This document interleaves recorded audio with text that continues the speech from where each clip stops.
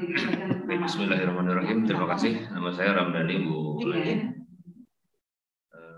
Ibu yang baju coklat. Ya, soal MBKM ya, kemudian termasuk juga OB ya. Ini penjelasan ini cukup penting menurut saya dan bagi teman-teman di PTKIS. Mudah-mudahan ada pencerahan soal ini. Saya lagi riset soal magang ya di MBKM ini, tapi khususnya bidang hukum. Saya ingin tanya pengalaman UGM ketika mahasiswa, atau pertanyaannya begini, apakah MBKM sudah 100% dijalankan di UGM ya? Termasuk khususnya di Fakultas Ilmu Teknik. Yang kedua, cara menilai CP ya. CP pada saat mahasiswa ngambil MBKM magang. Ya. Kalau dia misalnya di aturannya kan dapat 20-40 ya SKS ya. Nah, nanti implementasinya secara teknis ya di UGM misalnya, itu dosennya siapa aja tuh yang menentukan dia harus dari 20 SKS? Kan CP-nya pasti beda-beda. Kalau misalnya magangnya membangun desa misalnya. Membangun desa kan salah satu magang ya. Kalau dia ambil 20 SKS, berarti kan kalau ukurannya 2 SKS, ada 10 dosen atau 10 mata kuliah yang memberikan penilaian terhadap keterampilan atau juga kemampuan si mahasiswa itu di bidang magang. Nah, itu teknisnya bagaimana itu? Secara teknis ya, untuk menentukan bahwa CP KKN misalnya, atau juga CP kewirausahaan, atau CP apa sajalah yang dimagangkan di mata kuliah itu, atau nama kuliahnya mata kuliah magang gitu, mata kuliah magang. Nah itu mengukur CP-nya bagaimana? Ya, mengukur CP-nya seperti apa? Itu satu ya. Kemudian yang kedua nih, soal fleksibilitas kurikulum OB ya. Jadi saya kira ada gambar yang terakhir itu menjelaskan bagaimana fleksibilitasnya kurikulum basis OB ya, yang sekarang ini kemudian diterapkan. Sekalipun saya lihat UGM kan masih lulus daring ya sampai semester ini paling tidak ya, karena ya masih belum datang banyak mahasiswa ke kampus. Nah menurut Ibu kira-kira dalam jangka waktu 5 atau 10 tahun ke depan, wajah kurikulum kita ini mau apa lagi nih ya? Karena inovasi teknologi begitu cepat ya, sehingga bahkan Google saja sekarang sudah melakukan Google Certificate ya, kalau nggak salah itu ada Google Certificate. Jadi itu membuat banyak pilihan para mahasiswa di Indonesia pada umumnya bisa nggak ke kampus tuh. Nah, jadi apa bisa nggak dengan kurikulum OB ini memberikan janji gitu kepada calon-calon mahasiswa atau mahasiswa sendiri bahwa kampus masih bisa survive menghadapi era 6.0. Saya udah bicara 6, bukan 5 lagi. Oke, terima kasih Bu Leni. Udah 6 ya? Terima kasih. Bapak itu tunggu ya. Langsung silakan Bu. Baik, terima kasih atas kesempatannya. Assalamualaikum warahmatullahi wabarakatuh. Saya Fadli Zulia dari STAI Denpasar Bali. Ada 2 pertanyaan Ibu Leni terkait pelaksanaan MBKM. Yang pertama, bagaimana melakukan konversi nilai terkait misalnya karena MBKM itu kan tadi menurut ketentuan ada 8 kegiatan yang bisa diakui sebagai pelaksanaan MBKM. Bagaimana kemudian melakukan konversi nilai? Apakah di dalam transkrip nilai itu mata kuliahnya itu dihapuskan dan kemudian dituliskan dengan kegiatan yang dilakukan oleh mahasiswa, atau melakukan konversi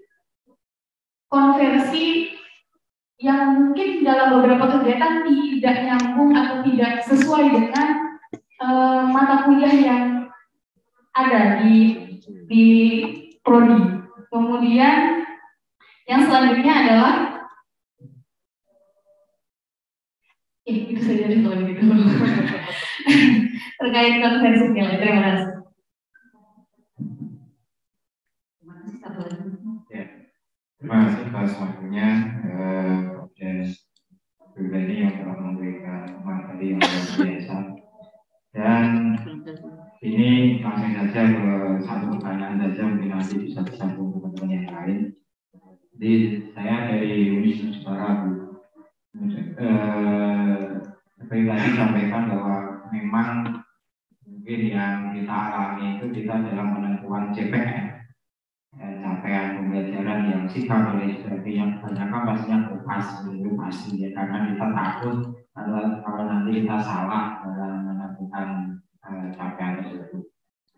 Yang jadi pertanyaan yang saya ini adalah ini terkait dengan CPL tadi yang harus ditengok ya, harus ditengok atau harus dievaluasi. Yang benar di sini yang kami rasakan itu adalah ini instrumen apa yang atau yang sebagai dasar semua instrumen ini, karena kami belum melakukan evaluasi yang CPL. Untuk evaluasi pembelajaran sudah kami lakukan, tapi untuk CPL itu yang belum kami lakukan.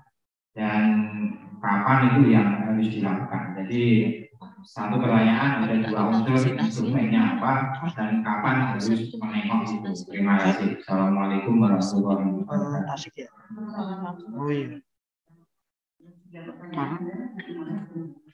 Karena kemarin itu katanya Pak Direktur bersama terkait itu IAIN Pangandaran itu loh Bu. Dirjen. Enggak, bukan beda lagi. Oh yang ya itu loh. Kan rencana kemudian kan ada bikin IAIN lagi yang Pangandaran ya. prinsip-prinsipnya harus presiden. Iya. Iya nanti benar. Hanya memang saat itu magang kami itu adalah magang yang penuh. Jadi kami tinggal di perusahaan biasanya 2 bulan pada saat break semester itu. Dan memang bukan, enggak itu SKS-nya ada 3 SKS. Nanti. Tapi nah sekarang kemudian kita kembangkan, jadi ada magang yang full 1 semester, jadi kemudian kita implement menjadi 20 SKS. Ada yang kemudian magang, jadi kita serahkan kepada mahasiswa. Ada yang hanya magang kali 3 SKS pada saat itu. Nah, kemudian yang magang full 1 semester itu yang kemudian memang persyaratannya ada. Jadi kita harus memastikan mereka sudah menyelesaikan 1 proyek. Jadi mulai kita menetapkan ada juga di kami di capaian pembelajaran yang C itu adalah kemampuan desain. Jadi itu yang kemudian dari kemampuan desain ada 6 indikator yang itu harus dipenuhi di proses magang itu. Itu yang kami lakukan, jadi dia full dan kemudian sistemnya adalah kita memiliki satu MOU dengan industri tersebut begitu. Ada beberapa perusahaan yang memang itu sudah pekerjaannya jelas dan tahapan itu jelas gitu, dan itu biasanya di desain terutama kebanyakan itu adalah kerjasama MOU antara departemen dengan ini, jadi jelas pekerjaannya, jelas ininya, jelas siapa yang mengaturnya, kita juga ada dosen yang kemudian mengawal itu gitu. Jadi ada 2 penilai dan untuk darinya atau sikap dan lain sebagainya begitu ya, dari perusahaannya, dan kemudian ada tim dosen dari kami. Biasanya kemudian 1 orang dan dengan pengolah program studi. Jadi prosesnya seperti itu. Nah, kalau yang full, tapi sebagian besar mahasiswa itu hanya beberapa orang yang mengambil itu, karena memang kesulitan memastikan ya, kalau di perusahaan itu biasanya mereka sudah punya paket pekerjaan yang itu juga SDM-nya sudah lengkap gitu ya. Kalau mereka akan tender apa itu kan sudah lengkap biasanya. Sehingga sebagian besar itu adalah yang mengambil yang 3 SKS itu. Nah kemudian selain yang 3 SKS, kami juga jadi kalau untuk membuat paket yang 20, jadi yang kemudian kami tambahkan misalnya kami bekerja sama dengan beberapa perguruan tinggi yang ada program studi geodesinya begitu, dengan ITB, dengan ITS, dengan UNI begitu, dan kemudian kami mengkomparasikan mata kuliah kami gitu. Di kami ada mata kuliah apa, dan mereka bisa mengambil di UGM, bisa mengambil di, misalnya kami memang mengharapkan bahwa yang mahasiswa UGM akan mengambil di perguruan tinggi yang lain. Ya, begitu kemudian tadi sekali juga untuk Bu Fajri ya.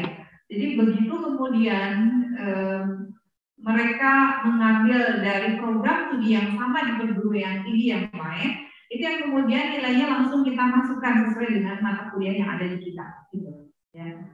Nah, kemudian kemudian kalau misalnya berbeda, ya, jadi mata kuliahnya berbeda, atau bukan dari program studi sama geodesinya, tetapi program studi yang lain, maka di kami itu ada mata kuliah pilihan, itu yang kemudian kami alokasikan untuk mewadahi itu, begitu. Mata kuliah pilihan kan off-on kan ya, tidak masalah, tapi kita bisa diselenggarakan, bisa tidak diselenggarakan kan kalau mata kuliah pilihan. Jadi kami ada namanya rekayasa geodetik dan kemudian rekayasa humaniora di situ. Ya. Jadi misalnya kalau ada mata kuliah dari mereka yang mengambil yang terkait dengan misalnya ilmu komunikasi gitu ya. Nah, kami konversikan ke CP yang rekayasa humaniora. Jadi ada dua itu yang kemudian kami masukkan. Ya. Itu yang kami lakukan. Kemudian juga mekanisme yang lain adalah juga kami memasukkan yang KKN gitu ya. Jadi ada KKN yang untuk paket 20 itu.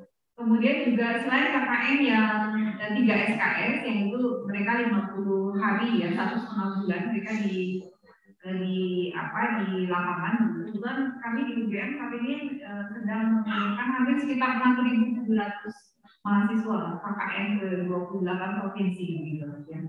Saya sendiri ini GPA di Kepulauan Sangihe itu sudah 6 tahun yang lalu GPA di sana. Gitu. Nah itu jadi mereka bisa mengambil yang 50 hari itu 3 SKS atau mereka bisa extend sampai 1 semester itu yang kemudian 20 SKS. Gitu. Konversinya hampir sama dengan kalau magang. Jadi dia harus memasukkan satu produk nyata di sana ada identifikasi problem, ada itu yang kemudian kami masukkan karena kebetulan kalau di CP di kami itu misalnya CP yang yang problem solving itu ada di CP yang E, gitu ya. Jadi kita masukkan ke situ, begitu. Ya. Kemudian yang desain mereka menghasilkan satu produk kita masukkan ke capaian pembelajaran yang C, kemudian juga kemampuan komunikasi, kemampuan bekerja dalam multidisiplin dan multicultural kultur gitu ada kami juga masukkan di CPD. Jadi kita breakdown di situ.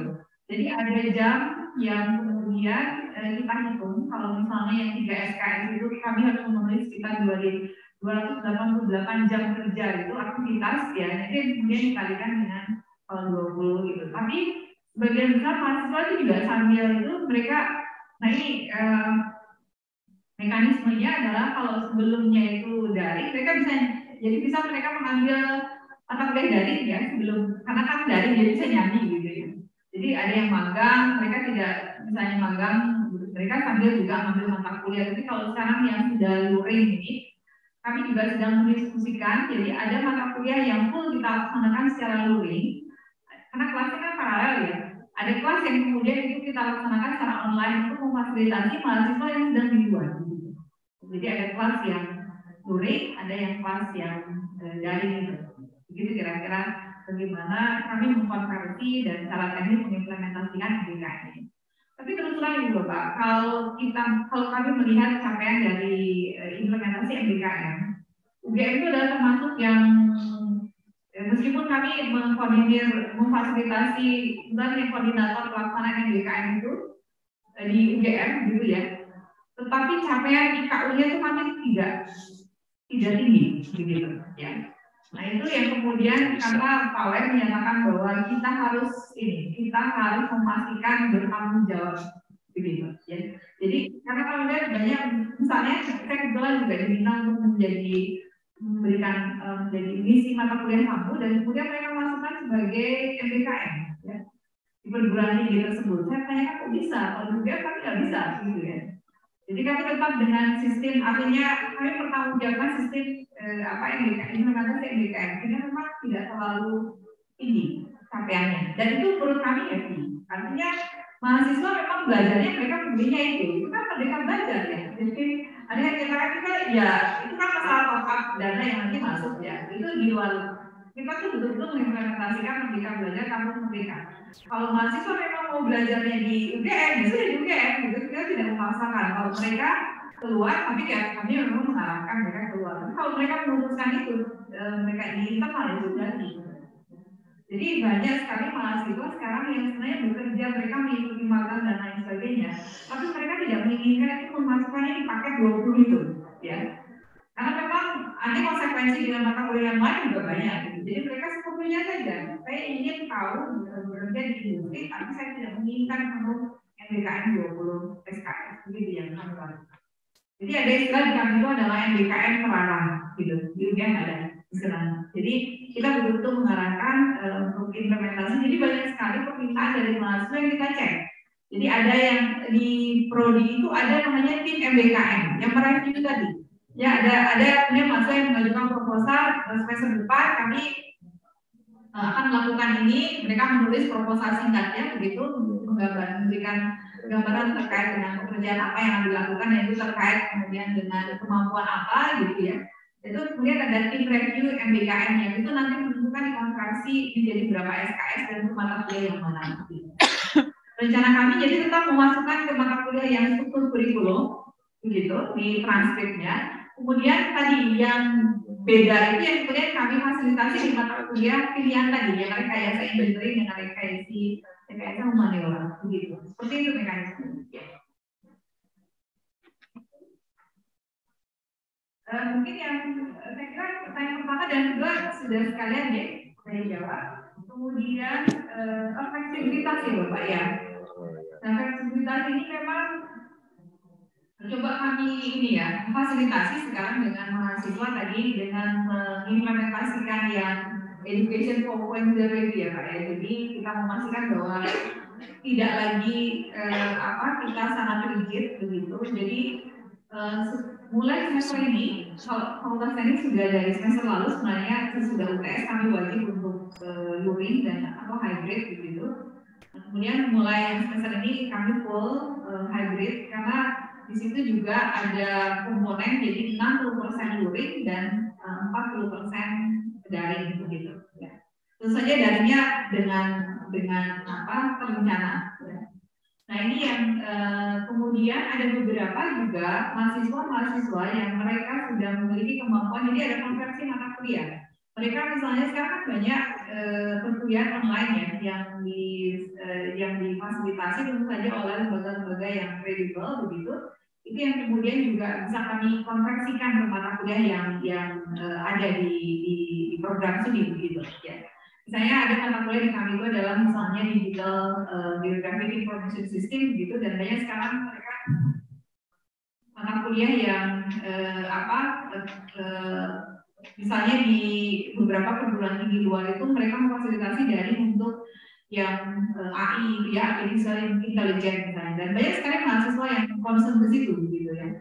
Nah itu kita fasilitasi, kita konversi untuk masuk kalau dia memiliki sertifikat itu maka kemudian kita jadikan sebagai bagian dari MBKM dan kemudian kita konversikan ke mata kuliah yang tadi gitu ya, yang ada di kita. Kemudian ke depan, memang itu menjadi tantangan bagi kita. Mengapa tadi di dalam outcome based education kita harus betul-betul mendengar kebutuhan dari stakeholders begitu ya. Agar jangan sampai kemudian era the date of university itu betul-betul terrealisasi ya. Karena bagaimanapun sebenarnya kita di perguruan tinggi itu tidak hanya membangun kompetensi, tetapi juga membangun rupiah. Jadi sikap ya dan keterampilan itu juga dalam rupiah. Jadi kalau saya bayangkan anak saya juga kebetulan ya senangnya itu mengikuti kuliah online itu, tapi saya lihat kan dia hanya kemampuan skillnya saja, programmingnya, AI-nya gitu ya yang terbangun.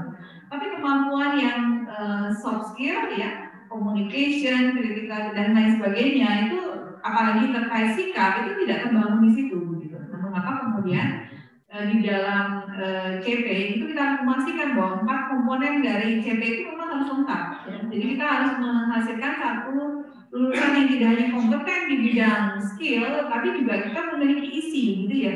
Lulusan yang memiliki karakter, begitu kira-kira. Jadi harapannya memang selama kita konsisten mendengarkan apa kebutuhan dari stakeholders, kami yakin bahwa kita bisa kemudian tetap eksis ya sebagai perguruan tinggi, gitu ya. Seperti itu kira-kira. Ya.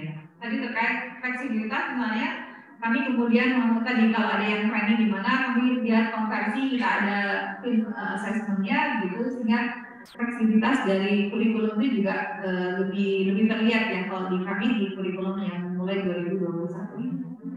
Mungkin itu. Kemudian dari Jepara ya Bapak, tadi terkait dengan asesmen capaian pembelajaran dan instrumennya, serta kapan gitu ya. Jadi kalau misalnya nanti di slide terakhir terkait dengan, jadi sebenarnya itu Bapak, kita memiliki namanya peta kurikulum, ya. Peta kurikulum ini ya. Jadi, nah, atau kurikulum, matrik kurikulum, ya, di mana di sini hubungan antara setiap mata kuliah dengan CPL-nya, ya. Nah, peta kurikulum ini betul-betul harus kita gunakan, ya. Jadi ini yang kemudian kita gunakan sebagai acuan ibu bapak dosen untuk menyusun RPS-nya. Ya, jadi kita harus mengidentifikasi, oh ya, mata kuliah saya itu misalnya kalkulus 2, ya. Kalkulus 2 itu adalah menyasar capaian pembelajaran yang mana, gitu. Nah dari situ maka kemudian dia baru turunkan di CPMK, begitu, ya. Nah, turunan CPMK-nya itu adalah ditunjukkan seperti ini kalau di RPS-nya, ya. Jadi misalnya ini adalah capaian pembelajaran mata kuliah, ya. Itu harus kita kaitannya dengan CPL yang tadi itu ya, di kurikulum itu betul-betul terlihat, begitu, ya. Jadi misalnya di sini saya ada 5 CPMK mata kuliah saya ini kebetulan ya, geodetik bisnis lanjut begitu. Kemudian di sini CPMK satu adalah menjelaskan konsep dan seterusnya. Kemudian ini terkait dengan capaian mana, capaian lulusan yang mana itu sampai. Nah dilihat yang tadi itu Pak, ya. Nah CPLA, jadi saya tuliskan di sini, ya. Jadi dosen, nah ini kaprodi atau juga yang bertanggung jawab. Jadi pada saat kita meminta dosen untuk menyusun RPS, maka ini tuh harus ditayangkan. Ya, ini tuh harus ditayangkan. Ini adalah materi kurikulum kita saat ini. Silakan untuk menjadi acuan Bapak Ibu menyusun RPS gitu. Jadi RPS itu tidak bisa dibuat kalau ininya belum disepakati. Begitu kira-kira Ibu Bapak, ya. Jadi ini dibuat disepakati. Jadi kalau kami ini yang menyusun tim kurikulum terlebih dahulu, yang desainnya.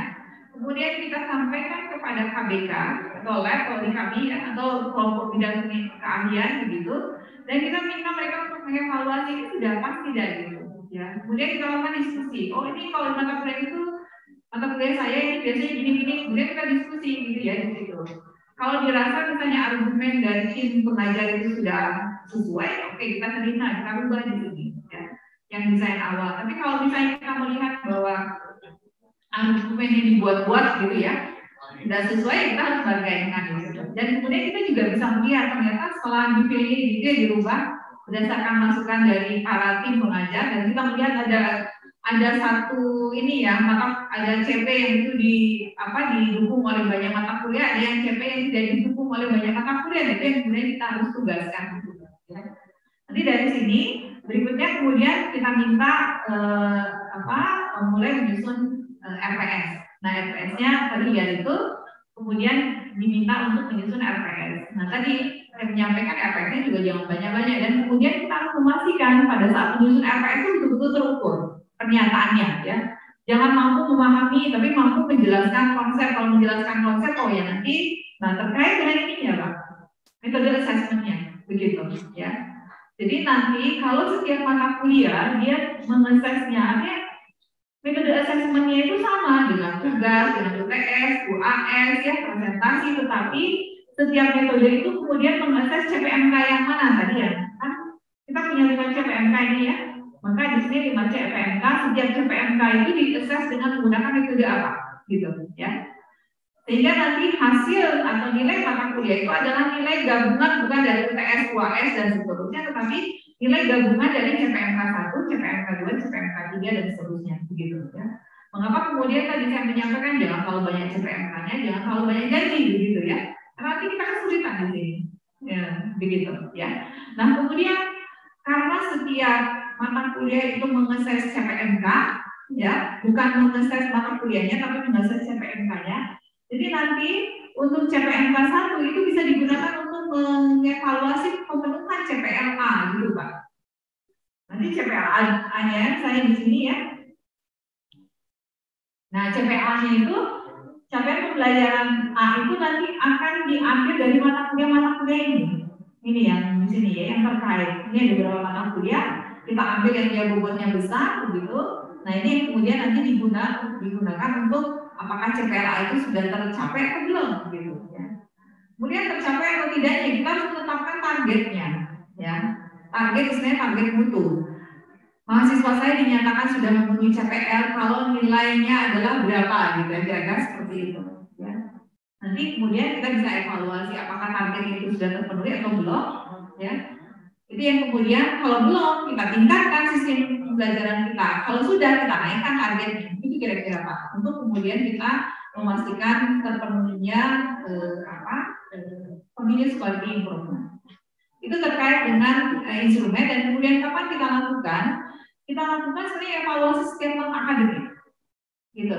Pemenuhan CPL ini, ya. Kita bisa lihat biasanya kita lihat mereka yang lulus, gitu, tahun angkatan yang lulus, ya. Dan kemudian capaian perangkuman keseluruhan itu bisa kemudian setiap tahun akademik kita lihat, terpenuhi atau tidak. Kalau terpenuhi, apa yang kita lakukan? Kalau belum terpenuhi, maka sistem apa yang harus diperbaiki, gitu. Kira-kira seperti itu intinya. Karena OBE itu adalah intinya adalah peningkatan mutu yang berkelanjutan.